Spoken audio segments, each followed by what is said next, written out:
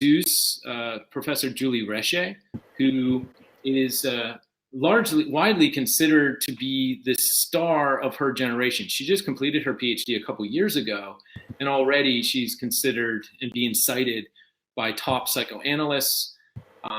She is perhaps one of the more creative minds in psychoanalysis in several generations. And we're pleased to have her as our director of the GCAS, the Global Center for Advanced Studies, Institute for Psychoanalysis. She also teaches classes in philosophy and neuroscience, which is part of this program as well. She's widely known in Russia, and is really somewhat of a superstar in Russia, and travels a lot and gives lectures. She's also publishing. So her forthcoming book is being written as we speak. And let me record. Sorry.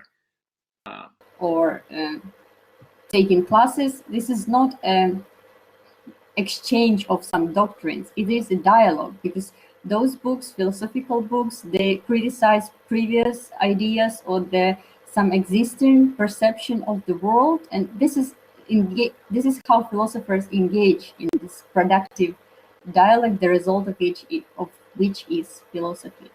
So it's never a final doctrine, but rather a dialogue itself. And philosophers, they usually reread or critical about other philosophers and habitual worldview that exists. So in my conceptualization, it's called perverting the concept. You read them in a different way. You don't follow some doctrine. So in substance, the same is with science, because the same motion that constitutes science, it constitutes philosophy. But the difference is that science has to verify its hypothesis. So philosophy just presents some hypothesis, and science does the same, but it has to verify its hypothesis. And both science and philosophy, in their underlying motion, are opposed to mysticism. They do not postulate some final truth. They just explore the world and question the world and find some new understanding, some new concepts, new meanings, new ideas. So, and how does it relate to psychoanalysis, philosophy? From its origin, psychoanalysis is a part of philosophy and is a science. And Freud wanted to be a philosopher, and he questioned the existed theories and elaborated his own radically new understanding of the human, of society, and the psychoanalytic therapy that he developed was the embodiment of this understanding. And it's true that many adepts of psychoanalysis, they do not actually participate in this motion of philosophy and science, and it's largely now it's mystified sphere. So what I mean is that if one perceives Freud's ideas as complete doctrine and perceives Freud as someone who revealed final truths about human being or society, and if you don't argue with Freud, if you don't question Freud himself, you don't participate in a movement of what constitutes psychoanalysis. And Freud,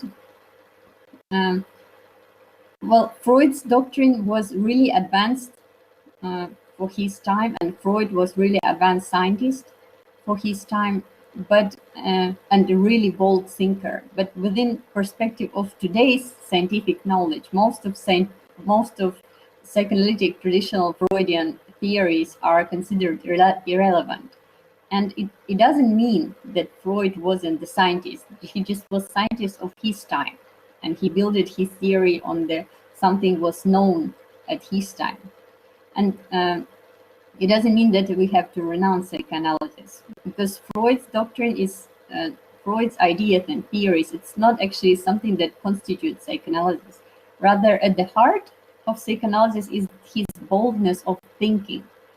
And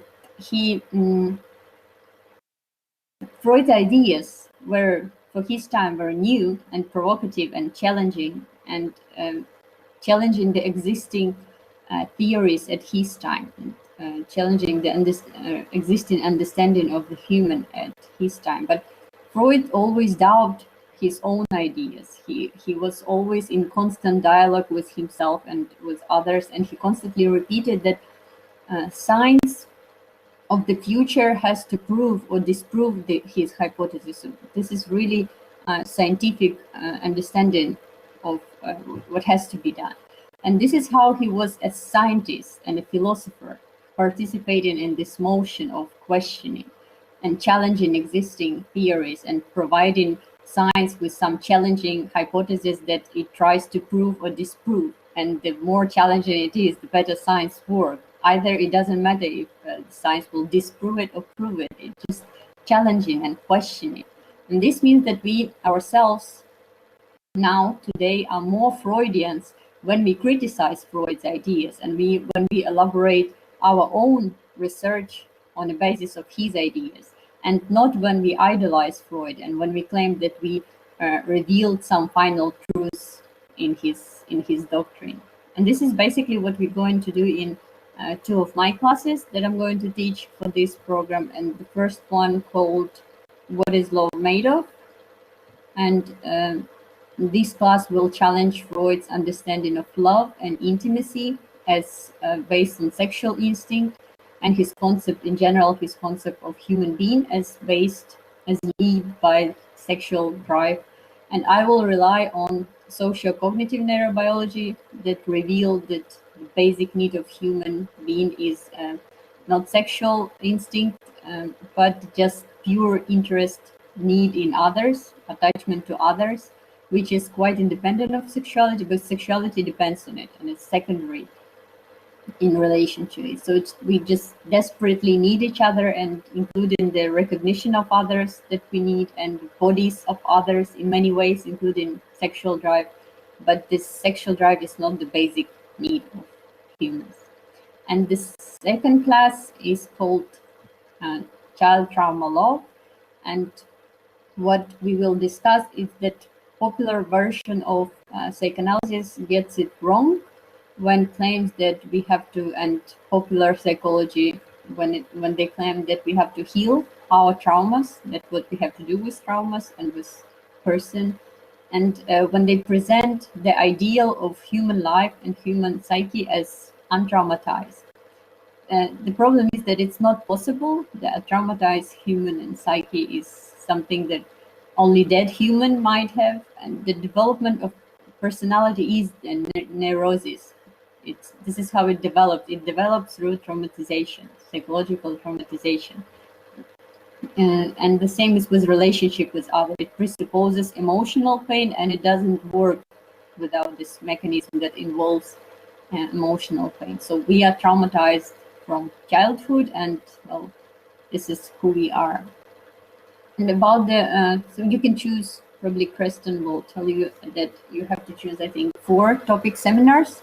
I will have 2, I will teach 2, and you can choose any 4 you want.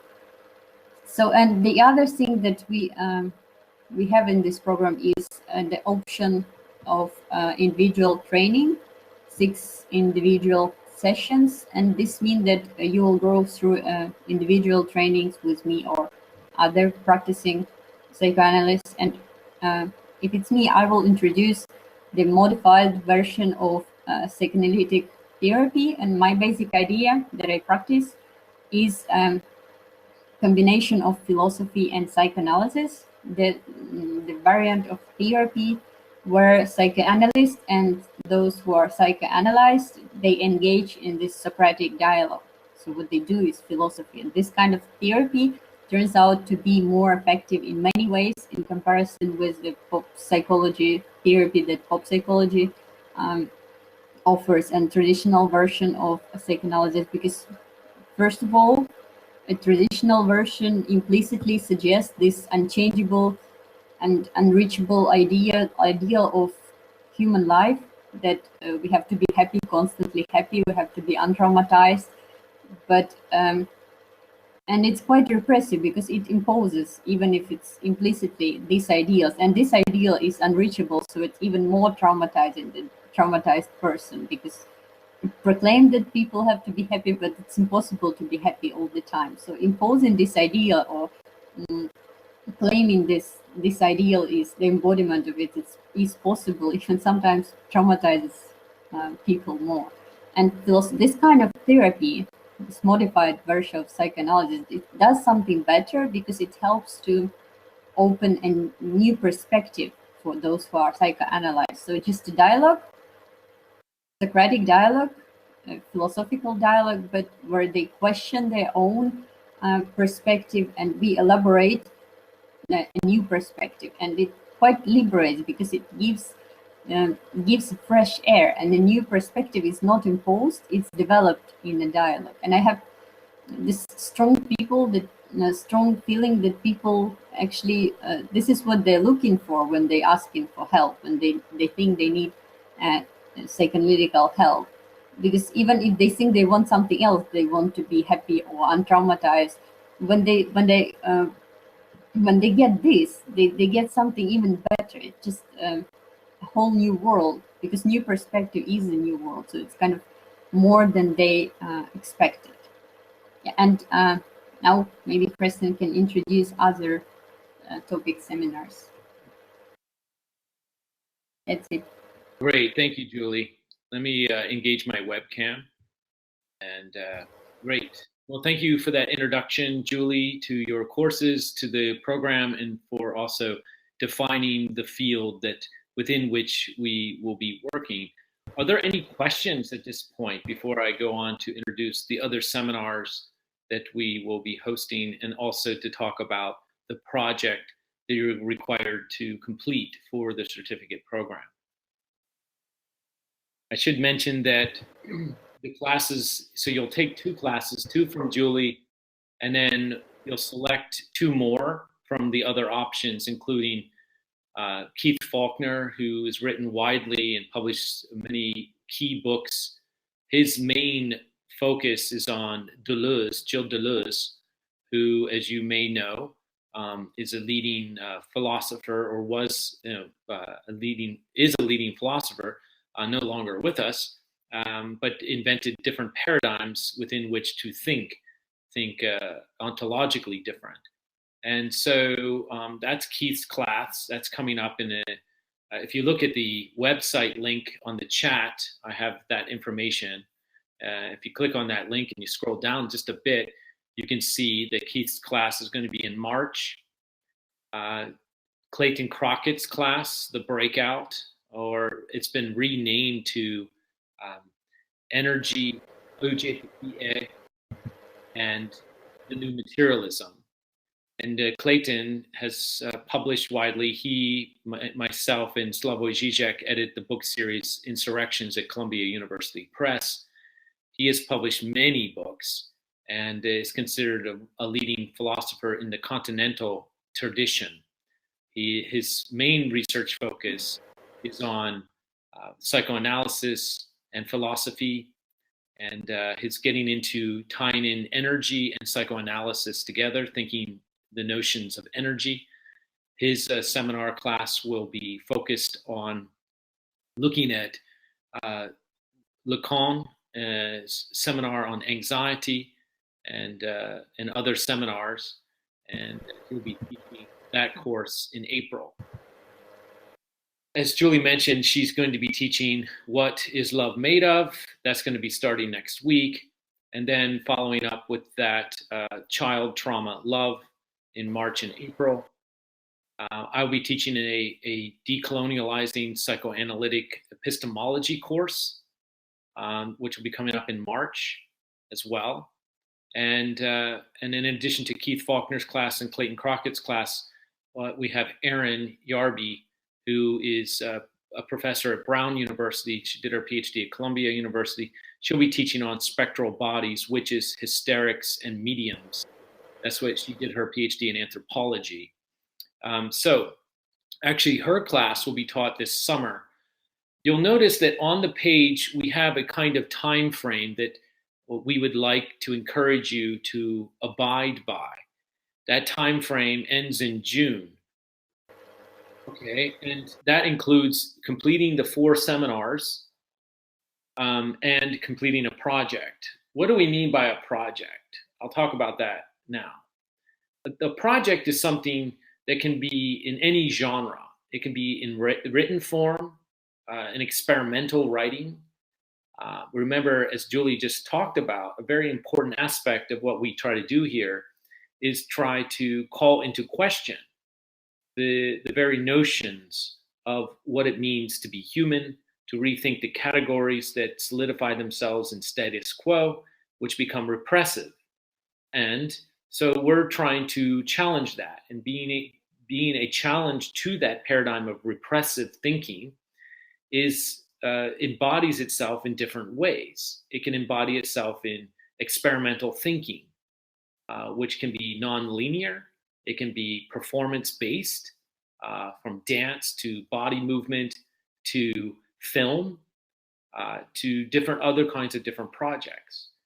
At this point, a project would need to be defined. I will send you information about that in the next week or two. And we're open to different experimentations. That's the key point here.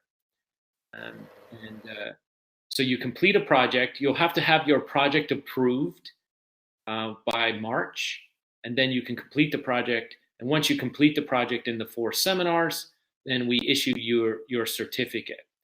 Let me talk briefly about the certificate. The certificates come in 2 parts, or 2 forms, not 2 parts, but 2 forms, of which you can choose one. You can have a PDF sent to you, the certificate that you simply print out yourself, or you can have it mailed to you in post. You will be those of you who have joined the program and have enrolled officially, you've already paid for your certificate in PDF. If you want it sent to you through a stamped, it will be stamped and sent to you. Then you'll have to provide for us the shipping and handling, and that's contingent upon where we send it. If we're going to send it to you in, say, FedEx form, overnight, or regular mail, it depends. The cost will be different depending on where you are in the world, and we would expect you to pay for those costs for that certificate mailed to you. Hope that makes sense. So the seminars themselves come in different lengths. We do teach on weekends, Saturdays or Sundays, around this time. Okay. So we'll have specifics to that, and expect an email in the next couple of days with the specifics for Julie's next class, which I think will start next weekend. Am I right, Julie, about that? Yeah, we can do it. Great. Okay, so we'll start next weekend with Julie's first class. The seminars will come in 3 or 4 units. They meet up 3 or 4 times for a lecture and a discussion. Okay, typically that lasts about 1 hour. It can go over 1 hour. It can be a little less than 1 hour, but that's the standard version. Clayton, for example, will be teaching 3 seminar classes or installments. Okay, he's teaching 1 seminar with 3 classes. That's better said. We will always meet in this platform in classroom 1. So those of you who have found us, you just simply save the link, click on the link. The password will remain researcher 505, and the class will remain this one, classroom 1. Okay. And there's no requirement for reading. You're not going to have an examination for each seminar, but you will need to complete the project and complete the classes. You do not have to be present for each class. We strongly encourage you to be present and live, because that's the best learning form. We do record, as you can see here with this class session. We do record the sessions, and we will provide the recordings through email to each of you each week. It takes about a day or 2 to process, so you should be getting an email by Wednesday after the weekend that will give you the recording. So if you can't make it during the weekend, during the live session, you can watch the session on your own time. Okay, so that covers the basics. In